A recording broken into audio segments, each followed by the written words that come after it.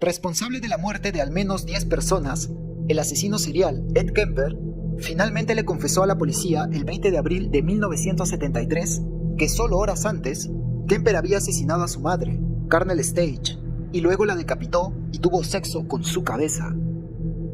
Como Kemper ha explicado en muchas entrevistas, los dos han tenido una relación severamente disfuncional durante años. You were involved in the campus because your mother worked there. Yes.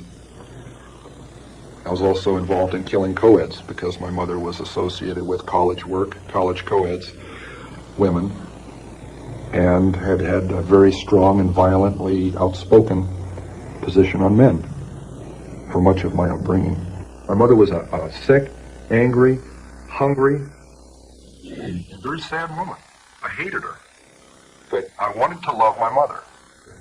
It was getting less detectable. I started flaunting that invisibility, severing a human head, 2 of them, at night in front of my mother's residence, with her at home, my neighbors at home upstairs, their picture window open, the curtains open, 11 o'clock at night, the lights are on. All they have to do is walk by, look out, and I'm at it.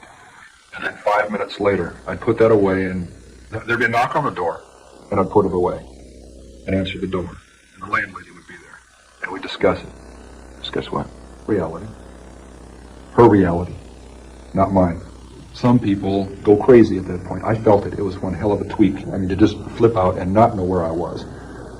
To be walking up the stairs with a camera bag that belonged to a young woman that had her severed head in it. Walking up to my apartment, past a happy young couple coming down the stairs who nodded and smiled at me as they went by. Good evening. And they're going out on a date where I'd love to be going. And I'm aware of both of these realities, and the distance between those two is so dramatic, so amazing, so violent, that really, I could feel the wheels squeaking inside. That was really pulling on it. And I imagine at that point some people break. But I didn't literally go insane. I didn't get lost. For 2 months I hadn't killed. I said, it's not going to happen to any more girls. It's got to stay between me and my mother. And it's got to, I can't get away from her. We're still fighting. She's still belittling me. I'm like a puppet on a string, and I entertain her. She knows all my buttons, and I dance like a puppet with that pain. And it had even gotten physical, to where I had physically grabbed her and thrown her onto her bed, trying to emphasize a point that she's threatening to kill her. So here I pick up these 2 young ladies in Berkeley, on Ashby Avenue. One has flowers in her hand, petite little dolls. They're in granny dresses, and they're hitchhiking, a couple of real experts. I want to see how together I am, if I can resist this temptation. You going to Walnut Creek? Great. And they get in my car. They want to go one way. I know they need to go the other. If they go the way they're insisting on, we're headed right back out to where the first 2 co-eds were murdered. And I'm saying to myself, oh my God, all I got to do is relax, and they'll take me to their death. I've got the gun in the car, the same one I've been doing it with. I insisted. As gently as I could, I took them where they needed to go, to their college.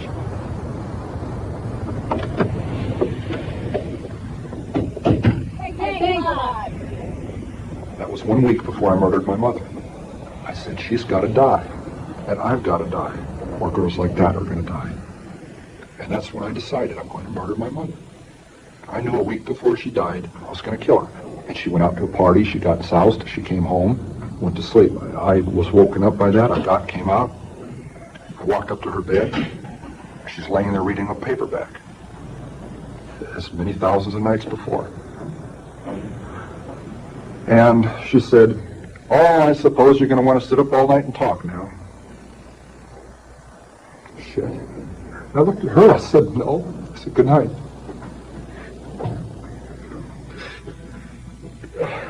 And I knew I was going to kill her. You know?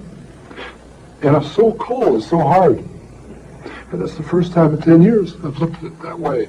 I mean, that intensely, that honestly. It hurts. It came out of my mother.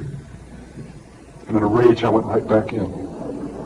For 7 years, she said, I haven't had sex with a man because of you, my murderous son. That's one of our arguments.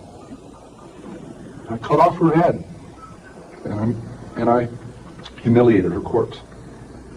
You know?